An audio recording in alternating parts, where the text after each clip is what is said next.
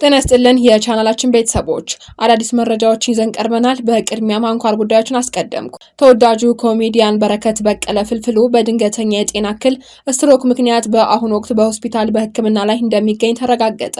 በቦሌ ክፍለ ከተማ በአንድ በሬ ምክንያት በደረሰ ድንገተኛ አደጋ የሰው ሕይወት አለፈ።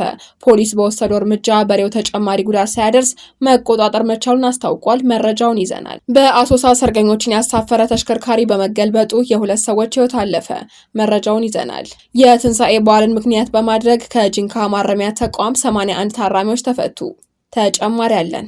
ከውጭ በተሰማ አዲስ ሰበር መረጃ ዛሬ የነዳጅ ዋጋ በ7 በመቶ መጨመሩ ተዘገበ።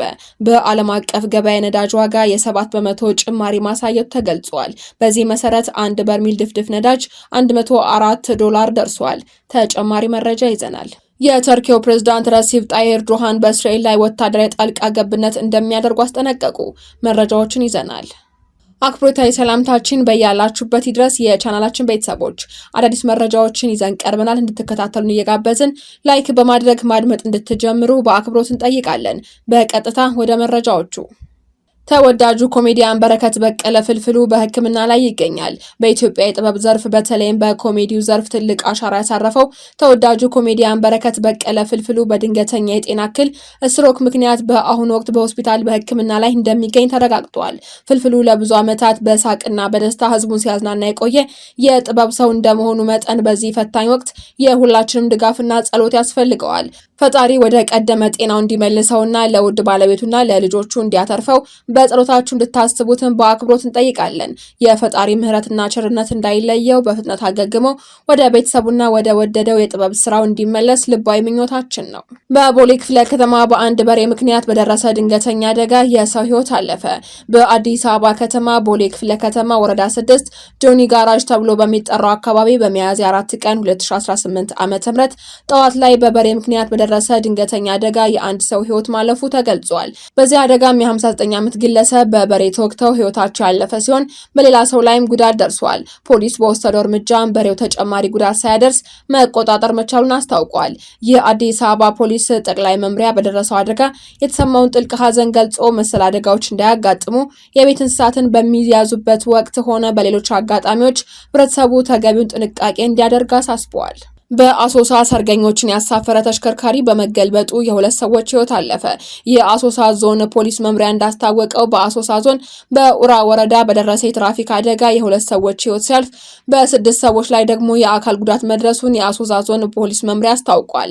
አደጋው ከአሶሳ ከተማ ወደ ሆምሻ መስመር ሰርገኞችን አሳፍሮ ሲጓዝ የነበረ ኮድ 3 ሰሌዳ ቁጥር 29215 አዲስ አበባ የሆነች 3F መኪና ሚያዝያ 4 ቀን ከቀኑ 10 ሰዓት ገደማ ኡራ ወረዳ አምባ 5 ቀበሌ መከላከያ ካምፕ አካባቢ ሲደርስ የመገልበጥ አደጋ ደርሶ ሁለት ሰዎች ሕይወታቸው ሲያልፍ በስድስት ሰዎች ላይ ደግሞ የአካልና የንብረት ጉዳት ደርሷል ተብሏል። የአደጋው መንስኤን ፖሊስ ለማጣራት እየሰራ ሲሆን ካለው ተጨባጭ ሁኔታ ግን ከልክ ያለፈ ፍጥነት ማሽከርከር ምክንያት እንደሆነ ለመገንዘብ ተችሏል። በመሆኑ ማንኛውም አሽከርካሪ የትራፊክ ሕግና ደንብን አክብሮ በማሽከርከር የዜጎችን ሕይወት ከጥፋት በኃላፊነት እንዲጠብቁ የአሶሳ ዞን ፖሊስ መምሪያ አሳስቧል። የትንሳኤ በዓልን ምክንያት ማድረግ ከጂንካ ማረሚያ ተቋም 81 ታራሚዎች ተፈቱ።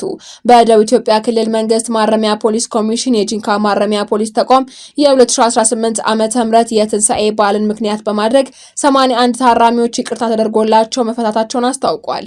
ይቅርታ ከተደረገላቸው ታራሚዎች ውስጥም 78 ወንዶች ሲሆኑ 3ቱ ደግሞ ሴቶች መሆናቸውን የጂንካ ማረሚያ ፖሊስ አዛዥ ምክትል ኮማንደር አስቻለው ኔሬሬ ገልጸዋል። ታራሚዎቹ በስርቆት ወንጀል ወደ ተቋሙ የገቡ ሲሆን በማረሚያ ቤት በነበራቸው ቆይታ መልካም ስነ ምግባር የነበራቸውና የስራቸውን 1/3 ያጠናቀቁ መሆናቸው ተገልጿል። የይቅርታ ተጠቃሚዎችም የተሰጠውን ይህንን ትልቅ ዕድል በመጠቀም ወደ ሌላ ምዕራፍ የሚሸጋገሩበት መሆኑን የገለጹት ኮማንደር አስቻለው ከዚህ ወጥተው በተመሳሳይ ወንጀል ላይ የሚሳተፉ ግለሰቦች የሚከፍሉትን ዋጋ ታሳቢ በማድረግ ከድርጊታቸው መቆጠብ እንዳለባቸው ገልጸዋል። በማረሚያ ተቋሙ ሲሰሩ የነበሩት የሙያ ስራን ማጠናክረው መቀጠል እንዲሁም ከፖሊስና ሚሊሻ ጋር በመተባበር የጸጥታ ስራ መስራት አለባቸው ሲሉ ምክትል ምክትል ኮማንደር አቻሎ ኔሬሬ ጨምረው ተናግረዋል። ከውጭ የተሰማ ሰበር መረጃ፣ በሆርሙዝ የባህር ወሽመጥ ላይ የመርከቦች እንቅስቃሴ ሙሉ በሙሉ ቆመ።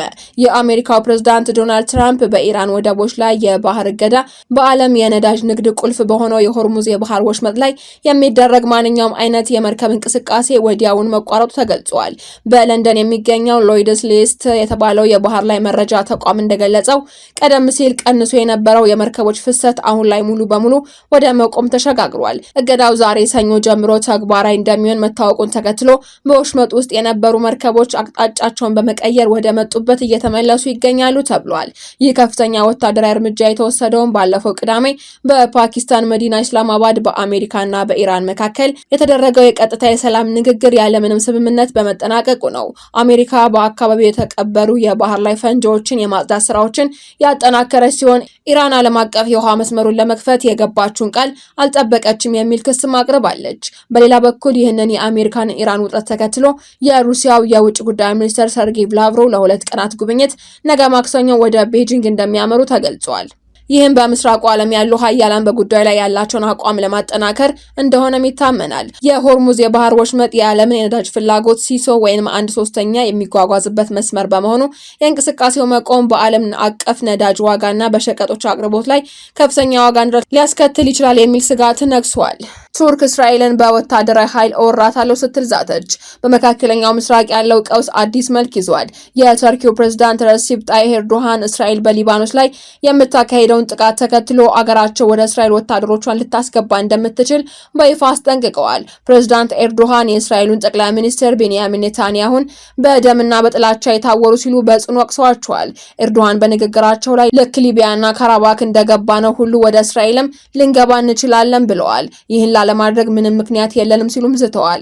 አክለውም ፓኪስታን በአሁኑ ወቅት በአሜሪካና በኢራን መካከል የሚደረገውን የሰላም ንግግር ባታሸማግል ኖሮ ቱርክ ለእስራኤል የሚገባትን ትምህርት ቀደም ብላ እንደምታሳያትም ገልጸዋል። ከዚህ ወታደራዊ ማስፈራሪያ ጎን ለጎን የተርኪ አቃቢ ሕግ በኔታንያሁና በ35 ከፍተኛ የእስራኤል ባለስልጣናት ላይ ክስ መስርቷል። ክሱ በሰብአዊነት ላይ የሚፈጸም ወንጀል፣ የዘር ማጥፋትና ማሰቃየት ነው። በአጠቃላይ ከ4500 ዓመታት በላይ እስራት እንዲፈረድባቸውም እየጠየቁ ነው ተብሏል። ኔታንያሁ በሰጡት ምላሽ ኤርዶሃን የገዛ የኩርድ ዜጎቹን የጨፈጨፈ ነው ሲሉ መልሰዋል። የእስራኤሉ ብሔራዊ ደህንነት ሚኒስትር ኢታማር ቤን ጊቨር በበኩላቸው ኤርዶሃን እጅግ ባልተገቡ ቃላትም ተሳድበዋል። ይህ ማስፈራሪያን በቀላሉ የሚታይ አይደለም ሲሉ መልሰዋል። ተርኪ ከወታደራዊ አቅም አንጻር ከዩናይትድ ስቴትስ በመቀጠል በኔቶ ውስጥ ሁለተኛዋ ግዙፍ ጦር ያላት ሀገር ናት። በሊቢያና በናጎርኖ ካራባክ ጦርነቶች ላይ ያሳየችው ወታደራዊ ስኬትም አቅሟን አረጋግጧል።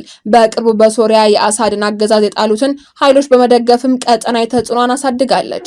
የተርኪው የውጭ ጉዳይ ሚኒስትር ኔታንያሁ የዘመናችን ሂትለር ሲል የጠራ ሲሆን ኔታንያሁ የኢራን የሰላም ንግግር በማስተጓጎልና ቀጠናዊ ግጭቶችን በማስፋፋት ስልጣናቸውን ለማራዘም እየሞከሩ ነው ሲልም ከሷል። ኔታንያሁ በአገራቸው ውስጥም የፍርድ ቤት ክስ ለሚጠብቃቸው ጦርነቱን እንደ መሸሸጊያ እየተጠቀሙበት እንደሆነም ተገልጿል። ይህም በሁለቱ ሀገራት መካከል ያለውን ፍጥጫ መላው መካከለኛው ምስራቅ ወደማይፈልግ መጠነ ሰፊ ጦርነት ሊከት ይችላል የሚል ስጋትን በዓለም አቀፉ ማህበረሰብ ዘንድ ፈጥሯል። በመጨረሻም ትራምፕ ራሳቸውን እንደ ኢየሱስ የሚያሳይ ምስል አጋሩ። በአሜሪካ ፖለቲካ ታሪክ ታይቶ በማይታወቅ ሁኔታ ፕሬዝዳንት ዶናልድ ትራምፕ የሮም ካቶሊክ ቤተክርስቲያን መሪ በሆኑት ርዕሰ ሊቃነ ጳጳስ ሊዮ 14ኛ ላይ ግልጽ የቃላት ጦርነት ከፍተዋል። ፕሬዝዳንቱ ጳጳሱን ደካማና አስከፊ ሲሉ የጠሩ ሲሆን ራሳቸውን ደግሞ የታመሙትን እንደሚፈውስ እንደ ኢየሱስ ክርስቶስ አድርገው የሚያሳይ በሰው ሰራሽ አስተውሎ ኤአይ የተሰራ ምስል አጋርተዋል። ውጥረቱ የጀመረው ጳጳስ ሊዮ 14ኛ አሜሪካ በኢራን ላይ የከፈተችው ጦርነትን በመቃወም ሁሉን ቻይነትን የመመኘት አባዜ ጦርነትን እያቀጣጠለ ነው ማለታቸውን ተከትሎ ነው። ጳጳሱ ትራምፕ አንድ ስልጣኔ ሙሉ በሙሉ አጠፋለሁ ማለታቸውን ተቀባይነት የሌለው ነው ሲሉም ኮንነዋል። ሊዮ ጳጳስ እንዲሆን የተመረጡት እኔን ዶናልድ ትራምፕን ለመቋቋም እንዲረዳቸው በማሰብ ብቻ ነው። እኔ ዋይት ሃውስ ባልኖር ኖሮ ሊዮ ቫቲካ አይገቡም ነበር ብለዋል። የጳጳሱን ወንድም ሊዩስን ከእርሱ ይልቅ ወደዋለሁ፣ ምክንያቱም ሊዩስ ሙሉ በሙሉ የማጋ አሜሪካን ዳግም ታላቅ እናደርግ ደጋፊ ነው ሲሉም ተሳትፈዋል። ሊዮ ፖለቲከኛ መሆኑን አቁሞ ቤተክርስቲያን ላይ ቢያተኩር ይሻላል። ለአክራሪ የግራ ዘመም ፖለቲከኞች ማጎብደድ ቤተክርስቲያኗን እየጎዳ ነው ሲሉም ወርፈዋቸዋል። ትራምፕ በጳጳሱ ላይ ጥቃት ከሰነዘሩ ከ40 ደቂቃዎች በኋላ ራሳቸውን እንደ ኢየሱስ ክርስቶስ አድርገው የሚያሳይ ምስልም አጋርተዋል። በምስሉ ላይ ትራምፕ ወርቃማ ብርሃን እየፈነጠቀባቸው የታመመ ሰውን ግንባር ሲዳብሱ ይታያል። በዙሪያቸውም ወታደሮች፣ ነርሶችና የሚጸልዩ ሰዎች ያሉ ሲሆን ከጀርባ የአሜሪካ ሰንደቅ ዓላማ፣ ንስር አሞራዎችና የጦር አውሮፕላኖች ይታያሉ። ይህ ድርጊት በበርካታ ወገኖች ዘንድ ከፍተኛ ተቃውሞን አስነስቷል።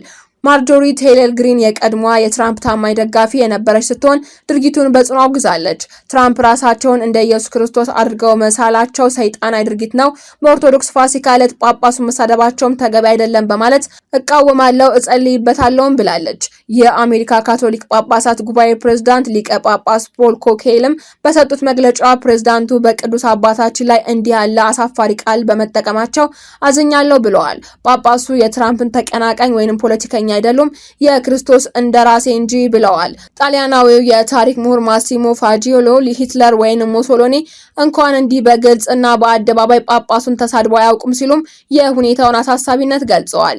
ይህ ክስተት በአሜሪካ ፖለቲካና በሃይማኖት ተቋማት መካከል ያለውን ግንኙነት ወደ አዲስና አደገኛ ምዕራፍ እንዳሸጋገረም እየተነገረ ይገኛል። መረጃዎቻችን አብቅተናል። በሰላም ቆዩን።